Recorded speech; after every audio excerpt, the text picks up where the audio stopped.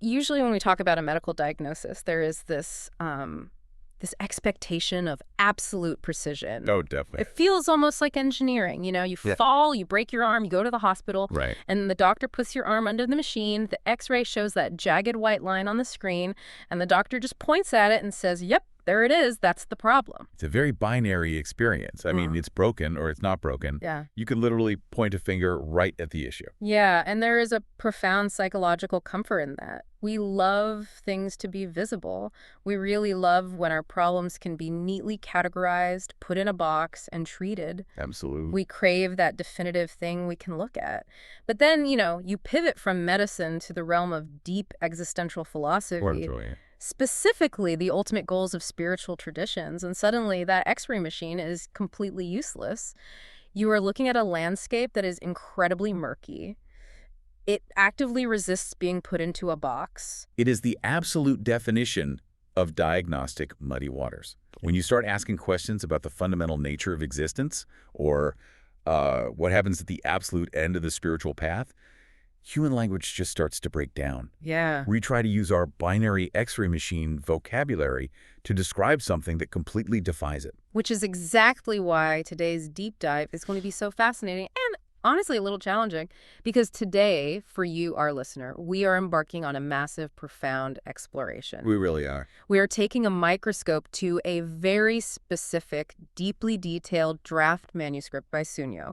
The chapter we are looking at is titled Cessation versus Annihilationism. And it tackles one of the most profound, most misunderstood, and frankly, most psychologically terrifying concepts in early Buddhist philosophy. We are talking about what actually happens at the end of enlightenment, the ultimate goal, extinguishment, or, as many people might know it by its Pali term, nibbana. The burning question at the center of this text is this ultimate goal just a fancy spiritualized word for being completely annihilated? Is the end goal of all this meditation and practice just nothingness? It is a question that has confused practitioners, scholars, and critics for literally millennia. Yeah.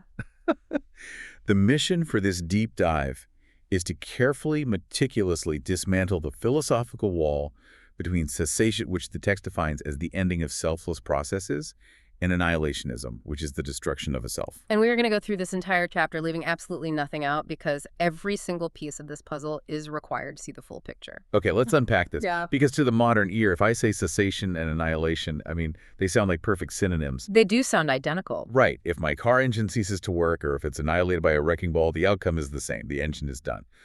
But the author argues that confusing these two terms is arguably the biggest mistake anyone can make when trying to understand this philosophy. If we connect this to the bigger picture, words matter immensely here.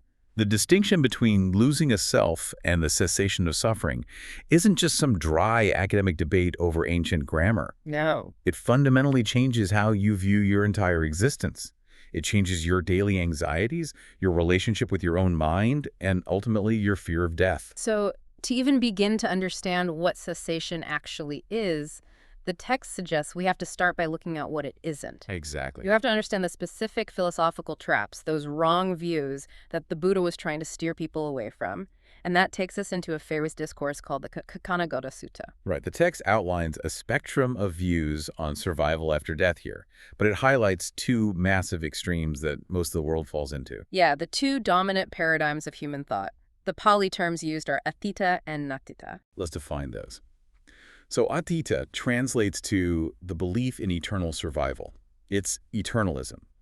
This is the deeply comforting idea that there is a soul, a true self, an essence of you that survives the death of the physical body and goes on forever in some form. Which is the view of almost every major Western religion, right? You have a soul, it goes to heaven, or maybe it gets reincarnated forever. Precisely. And then on the absolute opposite end of the spectrum is nattita. This is the belief that there is absolutely no survival after a single life. Like strict materialism. Yes, what we would call one-life annihilationism. The belief is that you are just your physical body and your brain chemistry. When the body dies, the mind vanishes. It's lights out forever. The ultimate finality. So eternalism on one side, one-life annihilationism on the other. But here's where the manuscript gets really interesting. The author mentions that when he shared early drafts of this chapter with readers, they pushed back. They found a loophole. They spotted a huge logical loophole. They asked, wait a minute, What about people who believe in a self that gets reborn for, say, 10 lifetimes or 100 lifetimes, but eventually, somewhere down the line, gets completely annihilated? That's a very sharp observation. Hmm. Because if you believe you live for 50 lifetimes and then you are annihilated, well, you don't fit into eternalism because you eventually stop existing. Right. But you also don't fit into one-life annihilationism because you survived the first 49 deaths. Mhm. You are in this weird middle ground, multiple lifetime annihilationism. The text notes that the author actually initially struggled with how to categorize this objection too, but the resolution is fascinating. The text explains that the Buddha never actually claimed those two extremes covered every single possible wrong view about the afterlife. No, he just said they are the views that the vast majority of the world leans towards. There are plenty of other views that fall outside that binary, but they are still considered wrong views. A great example the text brings up are the equivocators. These are essentially the ultimate agnostics. Oh, the equivocators. The text quotes them, and it literally sounds like a politician trying to dodge a debate question. Yeah. They say things like, suppose you had asked me whether there is an afterlife. I don't say it is like this. I also don't say it is like that. I don't say it is otherwise. I don't say it is not so. I don't deny it is not so. I mean, they are tying themselves in complete logical knots just to avoid taking a stance. It is a complete refusal to commit to either survival or non-survival. So purely by definition, the equivocators fall outside the two extremes of eternalism and annihilationism, but, and this is a crucial philosophical point, just because they avoid the extremes doesn't magically grant them what early Buddhism calls right view. Let's talk about that, because it's a trap a lot of people fall into. Yeah. We assume that if we just find the exact mathematical midpoint between two bad ideas, we found the truth. The text makes a brilliant comparison here to the middle way of behavioral practice. You know, the Buddha taught that practitioners should avoid extreme sensual indulgence partying all the time, chasing every desire, and they should also avoid extreme self-mortification. The ascetic extreme, yes. Yeah. Starving themselves in a forest, sleeping on beds of Right. nails. But just because I'm not starving myself in a cave and I'm not out at a club every single night doesn't automatically mean I am perfectly enlightened. Exactly. Avoiding extreme diets doesn't mean you are eating perfectly healthy. You could be avoiding starvation and overeating, but still surviving exclusively on, like, potato chips. You miss the extremes, but you still entirely miss the middle way. That is a perfect analogy. And the text gives several other examples from different ancient discourses to prove this point. For instance, the Brahmanical view of a universal cosmic self. That concept doesn't perfectly fit the neat category of the individual soul is separate from the physical body, but it's still rejected. Or take the philosophical debates about the origin of suffering. Some argued suffering is created by both oneself and another, while others argued it is created by neither, having randomly arisen without cause. So they don't fit neatly into the simple binary of created by oneself versus created by another. Exactly. Yet, right view systematically avoids all of them. Okay, let me play devil's advocate for a second on behalf of the listener. Let's go back to that multiple lifetime annihilationism idea. The person who thinks they will live for 10 lives and then be destroyed. Okay? If the ultimate outcome of their belief is the exact same as the one-life annihilationist, meaning eventual total non-existence, why does it actually matter? It feels like a game of musical chairs. Whether the music stops in round 1 or it stops in round 10, you still lose your seat. The final result is identical. Why draw a distinction? This is the crux of the entire chapter. It is not about when the music stops. It is entirely about who you think is sitting in the chair. Annihilationism, whether it happens after a single life or after 1,000 lifetimes, always, fundamentally implies that a you, a core essence, a truly existing being, exists right now in order to be destroyed later. Wow. Okay, that shifts the paradigm completely. Right view, the true middle way, says there was never a you in the chair to begin with. It does shift everything. To refute multiple lifetime annihilationism, the text says right view requires something far deeper than just seeing cause and effect. It's not just seeing that things originate and then cease. It requires the profound knowledge that only suffering ceases, not a self. So how does the author lay this out?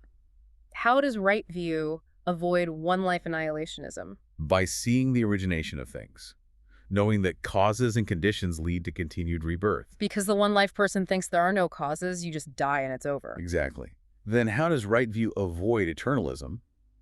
By seeing the cessation of things, knowing that whatever arises must eventually pass away, so nothing can be eternal. And how does it avoid the politicians, the equivocators, By knowing reality without question or doubt. But to avoid the trap of multiple lifetime annihilationism, you need the explicit knowledge of non-self. Ah. You must realize that what eventually ceases is only a process of suffering. No entity is harmed. No entity is destroyed. This realization leads us directly onto a semantic battlefield. Because if the Buddha was so adamant that he wasn't teaching the annihilation of his self, why did he sometimes sound exactly like an annihilationist? He really did. When you read the ancient texts, he actually uses their exact vocabulary. And this linguistic overlap has caused endless confusion. The text dives deep into the Pali terminology to untangle this, focusing specifically on two words, akeda, which translates to annihilation, and vibhava, which translates to eradication or non-existence. Okay. In the wider landscape of ancient Indian philosophy, these terms were the trademark vocabulary of the annihilationists. It was their branding. Right. But occasionally you see the Buddha and his most advanced disciples using these exact same words to describe their own ultimate goal. I mean, if you're trying to differentiate your brand, using your competitor's slogan seems like a terrible strategy. Why invite that confusion? The text even quotes a scenario where a Brahmin directly accuses the Buddha, saying, Sir Gautama asserts a doctrine of annihilation. Instead of denying it. Yeah, he replies, Brahmin, in a sense, you can rightly say that I assert a doctrine of annihilation, for I assert the annihilation of desire, anger, and delusion. It all comes down to context and the target of the destruction. The author explains that both the annihilationists and the Buddhists use the words ucheda and vibhava, but their crosshairs were aimed at completely different things. Okay, that makes sense. The annihilationists were targeting a truly existing being. They believed an actual person, a soul, was going to be obliterated. The Buddha, on the other hand, used the words loosely, almost metaphorically, to describe the annihilation of defilements. The psychological baggage, the desire, the anger, the delusion that drives human suffering. Exactly. Yeah. He also used it to describe the eradication of the world of the six senses. He was talking about dismantling a process of experience, not executing a person. So the annihilationists are essentially standing there saying, I am going to be destroyed, and the Buddha is standing next to them saying, no, just your bad habits and your sensory attachments are going to be destroyed. That's a good way to put it. The text points out a really profound textual clue that highlights this shift perfectly. Apparently, there was an actual popular annihilationist catchphrase back in ancient India. People would recite it. It went, I might not exist, and it might not exist for me. I will not exist, and it might not exist for me. Notice the pronouns in that ancient catchphrase. I might not exist. The person's self, their I, is the core subject. It is the I that is implied to come to a violent end. But the Buddha took this wildly popular catchphrase, which everyone knew, and he intentionally edited it. He changed the grammar to the third person. He taught his own followers to meditate on this resolved phrase. It might not exist, and it might not exist for me. It will not exist, and it will not exist for me. That one single word, Kange swapping, it literally changes the entire philosophy of existence. It is the difference between existential terror and profound liberation. The text clarifies that it refers specifically to the 5 aggregates. Let's actually pause there because we need to define the aggregates for the listener. Otherwise, it just sounds like a vague concept. The 5 aggregates, form, feeling, perception, will, and consciousness, are essentially the Buddhist breakdown of what we mistakenly call a human being, right? That's a great way to think of it. It's an ancient way of deconstructing the human experience. Right. Form is the physical body, the biology. Feeling is the basic hedonic tone of experience. Is this pleasant, unpleasant, or neutral? Perception is the mind recognizing and labeling things. That's a tree, that's a car. Will, or volitional formations, are our intentions, our urges, our reactions. And consciousness is the raw awareness of the other 4. It's like looking at a smartphone. You have the physical hardware, which is the form. The battery indicator is the feeling. The apps recognizing data is perception. The processing chips executing commands is the will. And the screen lighting up to display it all is consciousness. I like that. We look at the phone and say, that's my phone, it has an identity. But it's really just those 5 components working together in a rapid loop. There is no little ghost inside the phone operating it. A very modern but very accurate analogy. As Venerable Analayo is quoted saying in the text, from a Buddhist perspective, there is no self in the first place that needs to be annihilated. The difference between the annihilationist doctrine and the Buddhist doctrine isn't the perceived outcome. They both agree that the cycle of existence will eventually come to a complete stop. The fundamental difference is what they believe is being eradicated. The annihilationist believes an I is being murdered. Right. The Buddhist knows that a collection of selfless, impersonal aggregates is simply ceasing to function. What really caught me off guard in the text is that the Buddha actually praised the annihilationist catchphrase. I had to read that twice. Why on earth would he praise the very view he spends so much time trying to refute? Because beneath their massive misunderstanding of the self, the annihilationists share a very powerful, very rare commonality with the Buddhist path. The Buddha noted that it can be expected that those who hold the annihilationist view will be repelled by existence and unrepelled by the cessation of existence. Meaning they aren't clinging to life? Exactly. They're already willing to accept that this exhausting cycle of life, with all its inherent suffering, aging, and death, will come to an end. They're at peace with finality. They aren't desperately clinging to eternal survival in some heavenly realm like the eternalists are. As Venerable Payutto notes in the text, despite annihilationism being a wrong view, it's actually closer to the truth of Buddhism than almost any other view. They got the ending right, but they got the casting wrong. They thought the star of the show was the self, when really the cast was just the aggregates. That's a fantastic summary. The author brings up a fascinating modern example to show how this exact confusion still happens today, even among brilliant secular thinkers. He quotes the prominent philosopher David Benatar, who wrote in 2017, "The irreversible cessation of consciousness is annihilation of the conscious being." It sounds so logical on the surface, but from the perspective of this ancient text, the author says that statement is a total philosophical fallacy. Consciousness is annihilated, yes. The stream of awareness stops. But there is no being that is destroyed in the process. Exactly. Benatar is still operating from the deep-seated perspective of I will not exist. The correct, liberated view is its selfless consciousness will not exist. Which brings us to the psychology of all this. Because we can sit here and talk about aggregates and pronouns intellectually, but actually feeling it, internalizing it, is another matter entirely. Right, it's terrifying. The text brings up an incredible moment from the simile of the Cobra Discourse to illustrate this. The Buddha points out that when an ordinary, unlearned person hears this reflection, it will not exist. It will not exist for me. They are gripped by terror. They panic. Yeah. But a learned, noble disciple hears the exact same phrase and feels absolute peace. No fear at all. Why do you think the reaction is so violently different? Well, the text explains it as a problem of identification. The ordinary person, no matter how much they might say they understand non-selves intellectually, still fundamentally identifies with those five aggregates. Even if the phrase specifically uses the word it, their deep subconscious brain immediately translates it to I. Yeah. They hear it will not exist, and their internal alarm bells go off. They think, oh no, I shall be destroyed, I shall be eradicated, I won't exist anymore. They are literally grieving for a self that isn't actually there to begin with. It is a profound psychological insight into human anxiety.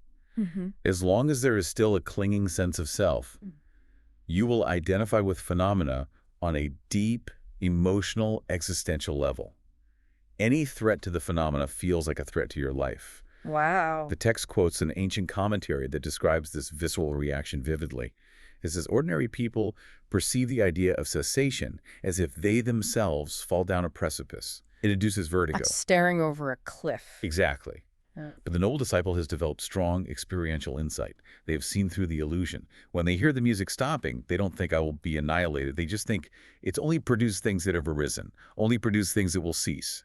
I love the analogy the author uses here to depersonalize this process. Let's try to really visualize this. Imagine you live in an apartment, and your neighbor is blasting a heavy metal rock song on repeat at top volume, right through the wall. We've all been there. Right. You were trying to sleep, you were annoyed, the bass is rattling your teeth, you just want peace. Finally, at 3 a.m., they hit the stop button on the stereo, the music ends. Now, let me ask you, what actually happened in that moment? Was anything destroyed? Was anything lost or annihilated? No. A loud, repetitive process simply stopped occurring. Exactly. A song stopped playing. Cessation isn't the destruction of an entity, it's the stopping of a repetitive process. And in the context of this philosophy, that repetitive rock song is samsara, the endless cycle of birth, aging, suffering, and death. Right. When suffering finally stops at the end of enlightenment, nothing pre-existing is murdered or destroyed. It's just existence no longer re-arising. It's a brilliant analogy because it strips away the emotional weight we attach to existence. It highlights exactly why cessation is so drastically different from annihilationism. Annihilationism is taking a sledgehammer to the stereo system because you mistakenly believe the stereo is the song, and you think you have to murder the stereo to get quiet. Yeah. Cessation is just the song naturally reaching its end and fading out. But as clear as that rock song analogy might seem to us right now sitting here, the text shows that historically, this was incredibly difficult for people to grasp. Even the Buddha's own ordained monks got this wrong constantly, and they accused him of being an annihilationist. Which is wild. These are people dedicating their lives to his teachings, and they still thought he was trying to destroy them. The text points out a really telling historical fact here. Throughout the Pali Canon, the Buddha is directly, aggressively accused of being an annihilationist at least 4 distinct times. Yes. But he is never, not even once, unambiguously accused of being an eternalist. This is a major piece of evidence. It raises an incredibly important question for modern interpretation.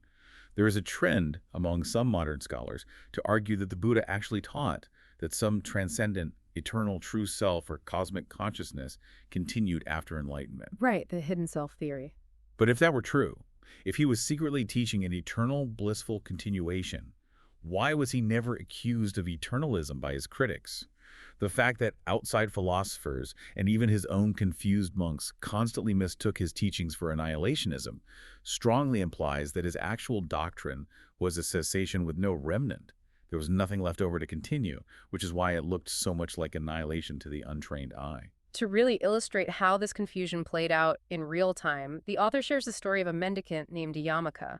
Yamaka developed this incredibly harmful, stubborn belief. He was going around to all the other monks saying, as I understand the Buddha's teaching, an undefiled mendicant, an enlightened being, gets annihilated and destroyed when his body falls apart, and after death he no longer exists. It is the textbook definition of the one-life annihilationist view, just applied to an enlightened person.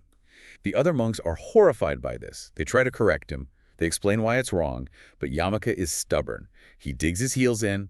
He won't budge an inch. So what do? The monks realize they need help. They call in the heavy artillery, Venerable Sariputta, who is known as the Buddha's chief disciple and the absolute master of wisdom and logic. So Sariputta comes in, and he doesn't just yell at Yamaka or excommunicate him. He sits him down and essentially grills him. It is a masterclass in Socratic questioning. He forces Yamaka to build the logic trap himself. Right. First, Sariputta asks Yamaka about the 5 aggregates: form, feeling, perception, will, consciousness. He asks, are they permanent or impermanent? Yamaka, who knows basic doctrine, says impermanent. Sariputta asks, are impermanent things a source of happiness or suffering? Yamaka says, suffering. He's laying the groundwork. Exactly. Sariputta asks, is it right to regard suffering, impermanent things as myself? Yamaka says, no. So they establish the baseline. The aggregates are not the self. Then Sariputta shifts his attack to the concept of the truth finder, which is the specific term used in this text for an enlightened being.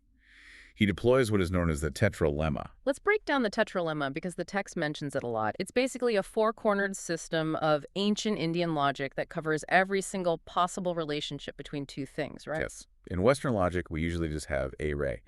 True or false? Yeah. Indian logic says, is it A? Is it B? Is it both A and B? Is it neither A nor B? It exhausts every logical possibility, so you can't hide in vague semantics. Oh, that's clever. So Sariputta applies this to the truth finder in the aggregates. He asks Yamaka, do you regard form to be a truth finder? No. Is the truth finder somewhere outside of form? No. Is the truth finder a mix of the aggregates? No.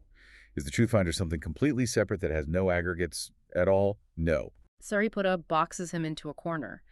When Yamaka is forced to answer no to all 4 logical possibilities, Sariputta delivers the absolute knockout punch. He says, but Venerable Yamaka, since no truth finder is found by you to actually truly exist even during life, was it right for you to say that a truth finder gets annihilated and destroyed after death? It is such a brilliant checkmate. It really is. If you cannot even find a solid, independent self or truth finder inside or outside the body while the person is sitting right in front of you breathing, how on earth can you make the claim that this invisible, unfindable self gets destroyed when they die? You can't destroy a unicorn if unicorns don't exist. Yamaka realizes his error immediately and drops his harmful view. The ancient commentary to this specific story explicitly emphasizes the core theme of our entire chapter. It explains Yamaka's newfound insight beautifully. Apart from that suffering, there is no being which ceases. Yamaka finally understood that the difference between his old wrong view and the right view lay entirely in what he thought was ceasing. And then Sariputta uses this intense, almost cinematic simile to hammer the point home. He compares the 5 aggregates to a murderous servant. This is a powerful image. He says, imagine a very wealthy man who hires a new servant. The man trusts the servant completely, lets his guard down, and treats him like family. But the servant is secretly deceitful, he bides his time, and once he gets access to the rich man's private quarters, when the man is most vulnerable, the servant murders him. Wow. Sariputta is saying our relationship to the aggregates is exactly like that treacherous servant. We trust our body, our feelings, our consciousness, we identify with them as me and mine, but they are actually killing us by keeping us trapped in the endless cycle of suffering.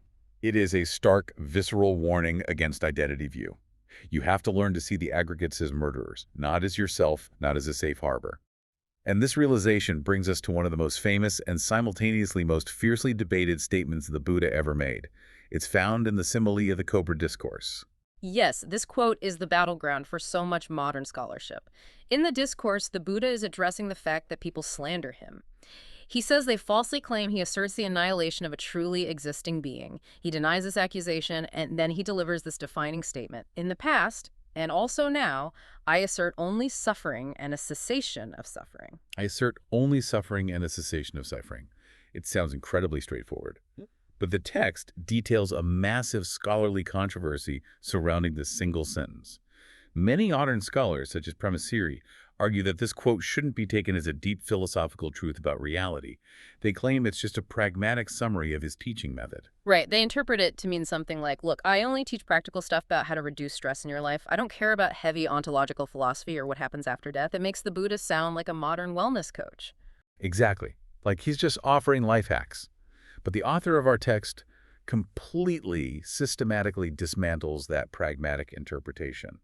He provides a list of 6 distinct, rigorous arguments against the idea that it's just a handy summary. Let's walk through these because the logic the author uses to debunk the scholars is airtight. Let's start with the first argument. If the Buddha was just giving a summary of his teachings, why would he only list 2 things, suffering and cessation? Right. Argument 1, the Buddha famously taught 4 noble truths, not just 2. He taught the truth of suffering, the origin of suffering, the cessation of suffering, and the path leading to that cessation. It is highly illogical that he would suddenly condense his core defining message to just 2 truths, especially in a moment where he is fiercely defending himself against a serious philosophical accusation. And that leads to argument 2. If he literally just taught suffering and cessation without including the causes of suffering, he would sound exactly like his philosophical rivals. There was a rival thinker named Macaulay Gosala who taught fatalism. Gosala believed suffering and the cessation of suffering just happen randomly, without any cause or human effort. But the Buddha's entire teaching is built on strict causality. He would never summarize his teaching in a way that made him sound like a fatalist. Argument 3 is perhaps the most compelling contextual evidence.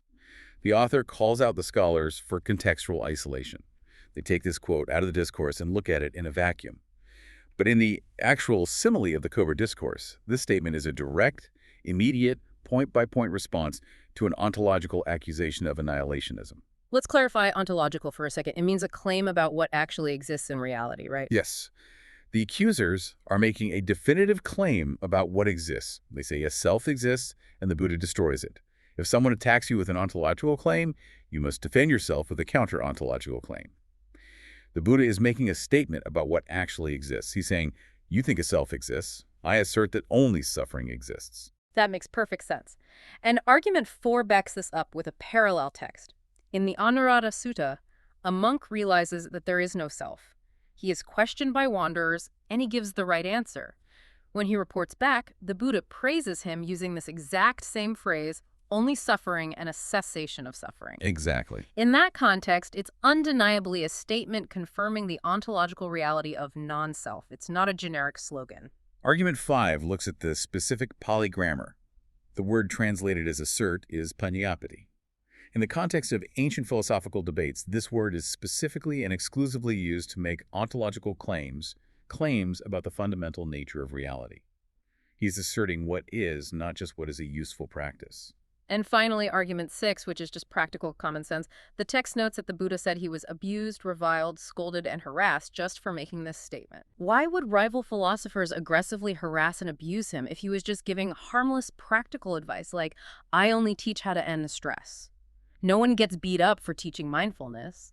The abuse only makes sense if his statement was a radical, threatening, philosophical rejection of their most deeply held belief, the existence of an eternal soul. Exactly. By going through these 6 points, the author definitively proves that the statement, I assert only suffering and a cessation of suffering, means exactly what it says on the tin.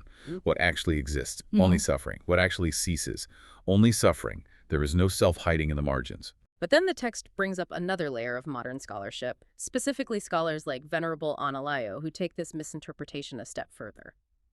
Analayo tries to argue that because the Buddha didn't explicitly say the exact words, there is no self in the specific defense against the annihilationists, it must mean he secretly believed in a transcendent afterlife. Wait, let me make sure I'm wrapping my head around this. Scholars are using an argument from silence to claim the Buddha taught an eternal state. They are saying his lack of words proves a hidden doctrine. That is exactly the logical leap the author is critiquing. Analayo argues that if the Buddha's ultimate goal was just a blank nothingness, a mere cessation, he would have clearly conveyed the absolute absence of a self to defend himself against the annihilationists. Since Analayo believes the Buddha failed to do that, he concludes the goal must be some state of utter transcendence. But wait, as the author just proved with those 6 points, the Buddha did convey the absence of a self. Saying only suffering arises and ceases is just another way of saying there is no self. Precisely. And the author flips this argument from silence on its head brilliantly. He says, let's play along for a second.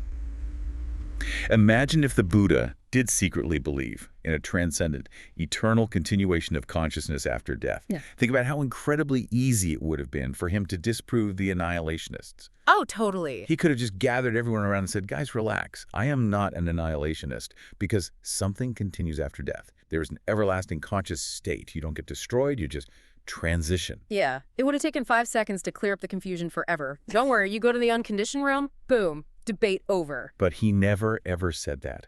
Not once in the thousands of pages of the Sutta Pitaka does he point to a continuation of existence to disprove annihilationism. He always, exclusively, points to the doctrine of non-self. This raises an incredibly important psychological question about how deeply ingrained the desire for a self and eternal survival is in the human mind. Even for scholars. Right. Even brilliant modern scholars who read Pali fluently contort the texts and use arguments from silence just to find a tiny loophole for survival. It's that visceral terror of the it will not exist reflection sneaking back in, even in the halls of academia. We just can't let go of the ego. Which brings us to a really beautiful, profound part of the chapter, exploring what it truly means practically to live with the understanding that there's only suffering arising and ceasing. If you don't assume a self, as the Kanagata Sutta advises, you know without a shadow of a doubt that life is just a flux of impersonal experiences. You stop taking existence personally. The text provides a massive table of discourses that confirm this view.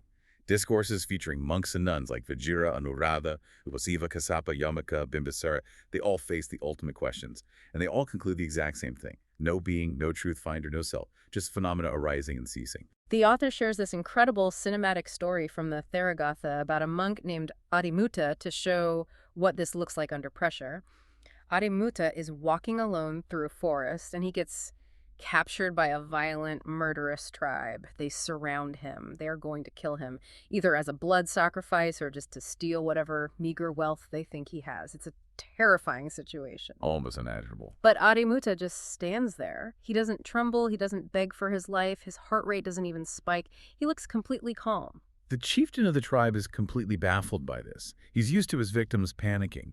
He asks Adimutta, everyone we kill squeals and trembles. Why aren't you afraid? And Adimutta gives this incredibly beautiful, poetic response right before he thinks he's going to be executed. He says he has no fear of death because he sees the world as just grass and wood. He says, I don't think I will have existed, which is the annihilationist dread of losing the past, nor I will still exist, which is the eternalist hope for the future.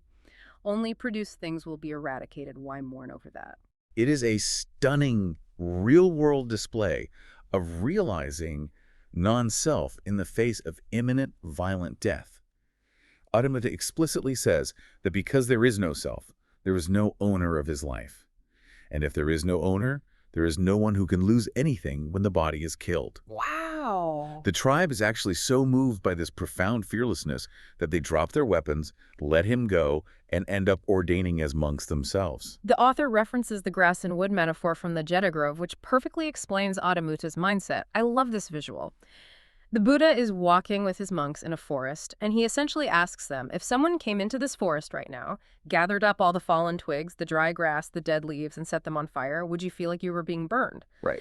And the monks say, no, of course not, because we don't own the twigs. They aren't us. The Buddha replies, exactly. Treat the 5 aggregates the exact same way. Abandon what is not yours. It's radical, absolute detachment. The text brings in quotes from highly revered modern Thai forest masters to drive home how absolute this view is, showing that this isn't just ancient theory. Ajahn Chah, one of the most famous monks of the 20th century, says plainly, apart from the birth, the life, and the death of suffering, there is nothing. That's intense. His student, Ajahn Gunha, echoes it even more bluntly. There is nothing but this suffering. And the text is very honest here. It acknowledges that this is incredibly difficult for the human mind to listen to. Hearing there is nothing but suffering sounds so bleak to us. We desperately want to believe there is a special experience waiting for us, some magical, shimmering state of being outside of this arising and ceasing. We want the twigs to burn, but we want a diamond left in the ashes. We constantly crave a safety net. We want consciousness to be a refuge. But as Ajahn Chah says, one who truly has a feel for the teaching doesn't need to take hold of anything at all. They don't need a safety net because they realize there is no one to fall. Okay, so this leads to a massive philosophical collision. If apart from suffering, there's nothing, and enlightenment is the cessation of suffering, does that mean the ultimate goal, extinguishment, is literally nothingness? Because if I tell someone on the street my goal is nothingness, they're going to think I'm deeply depressed. It is a crucial linguistic and psychological dilemma, and the text spends a lot of time untangling it. It explores whether extinguishment can accurately be called a nothingness.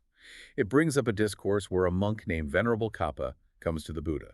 Kappa is feeling the existential weight of reality, and he asks the Buddha for an island amidst the terrifying flood of aging and death.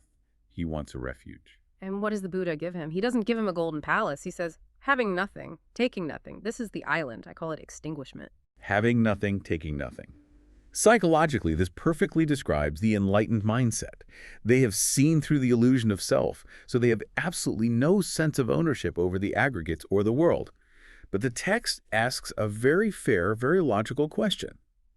If it is having nothing, why didn't the Buddha just describe extinguishment directly as the now nothingness all the time? Why avoid the word? Well, the author notes that some modern teachers try to play linguistic word games with this to soften the blow for Western audiences. They emphasize the word thing and say, oh, nibbana isn't nothingness, it's no-thingness. See the hyphen.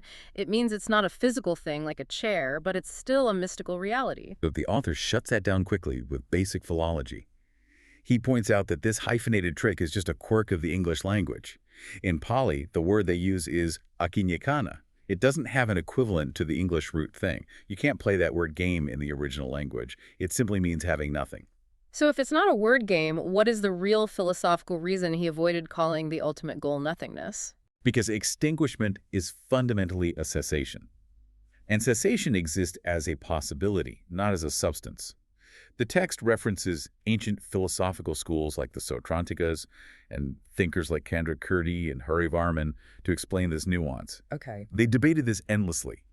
They ultimately argue that extinguishment doesn't exist ontologically as a thing you can find in the universe, but it exists as a potential event that can happen to a process. Wait, let me try to visualize this. The text uses the analogy of curing a disease. Let's say I have a terrible flu. I'm coughing, I have a fever, I take medicine, and a week later I am cured. The cure definitely happened. It is a reality.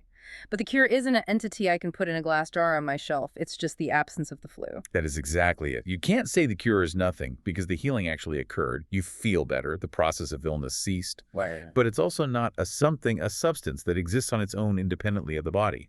You can't hand someone a handful of cure. You can only experience the absence of the disease. Extinguishment is the cure to the disease of suffering. So how does this understanding apply to the famous translation of the unborn? We hear that, quote, everywhere in modern mindfulness circles, there is an unborn, an uncreated, and unconditioned. When you hear it translated like that, it sounds exactly like a magical, eternal realm waiting for us. It sounds like heaven. It does sound like a realm, and that translation has caused immense confusion. The author breaks down the philology here using heavyweight scholars like Norman and Collins. The original Pali word is ajata. It does not mean a massive, mystical, unborn entity or dimension. Grammatically, it simply means without what is born or the cessation of birth. The text compares it to the word Ahsoka. Yes, Ahsoka simply means without sorrow. It does mean there is a giant glowing realm called the Great Unsorrow that you travel to. Oh, right. It is an apophatic approach to language, which means explaining what something is by describing what it is not, rather than giving it positive, existent attributes. The Buddha was simply saying, there is a state where the painful process of being born over and over again finally ceases. This misunderstanding of ancient grammar seems to plague translators. The text brings up that tetralemma conversation between Sariputta and Kuhika again.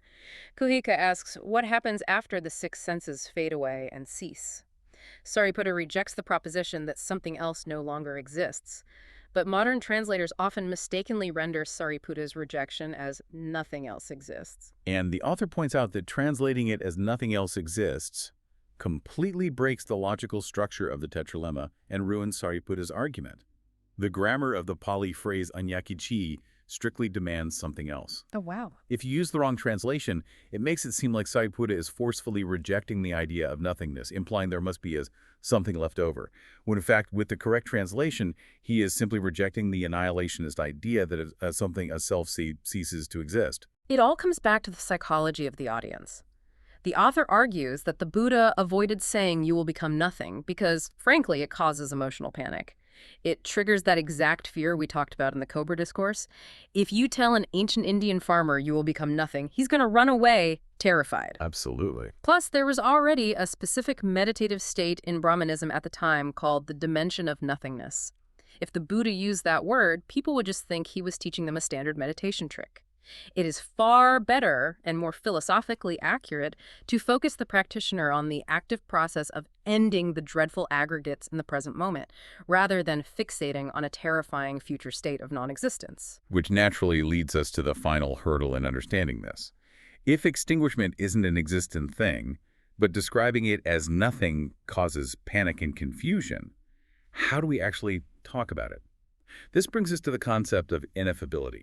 The limits of human language. This is a massive debate. Some scholars argue that because Nibbana is frequently described as ineffable or indescribable, it absolutely cannot be mere cessation or nothingness. Their logic goes like this. If it was just nothing, you could describe it easily, you just say it's nothing. Therefore, because it's indescribable, it must be a transcendent, mystical something that is just too incredibly amazing and vast for human words to capture. It's a mystery box. It's a very tempting romantic argument, but the author dismantles it completely. First, he points out a glaring contradiction. Its extinguishment is actually clearly defined in the text. Over and over again, the Buddha defines it as the ending of desire, the ending of anger, the ending of delusion, and the cessation of existence.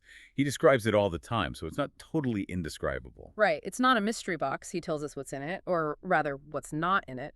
But what about the specific passages where it is explicitly called indescribable?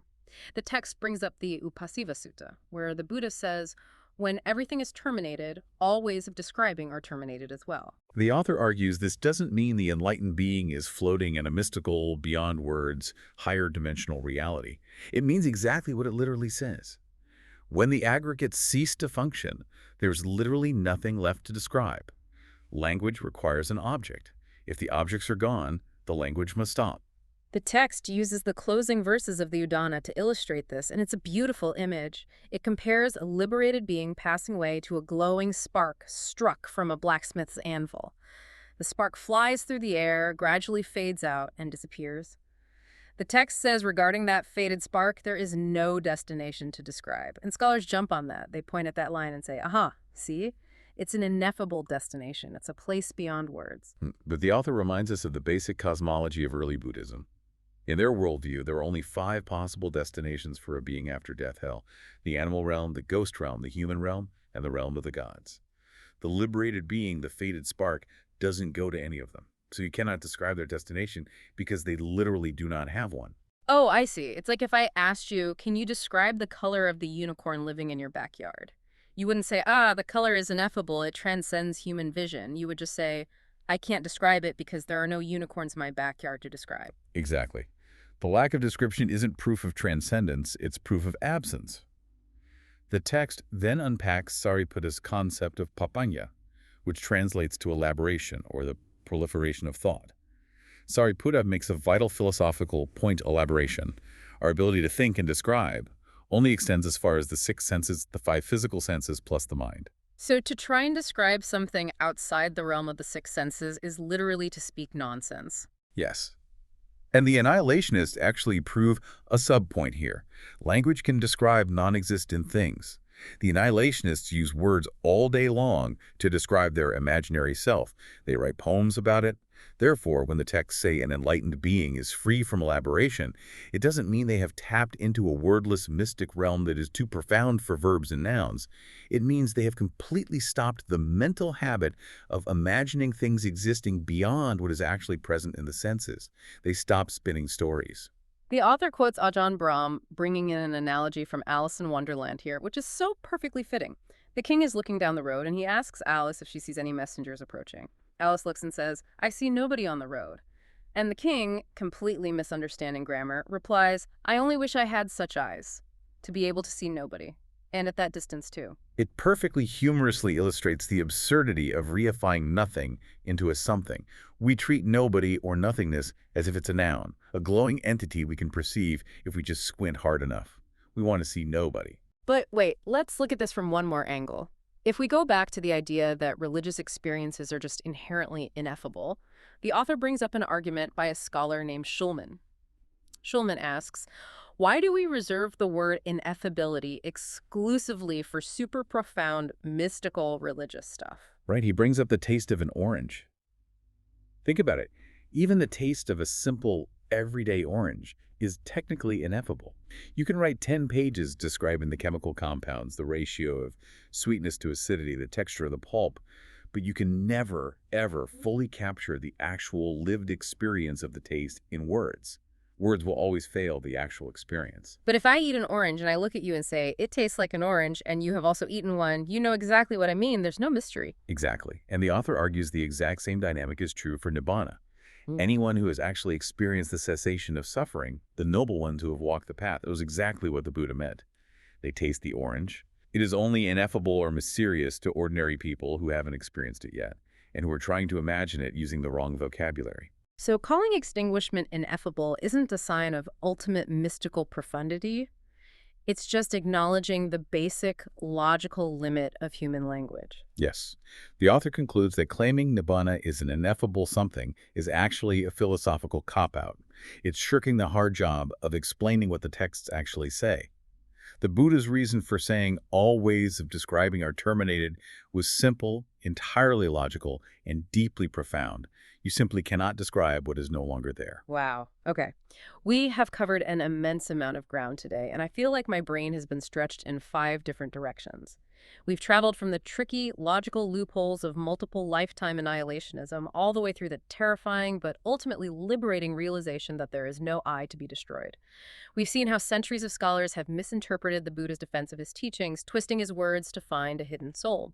And we discovered that the ultimate goal isn't a magical unborn realm or a terrifying black void.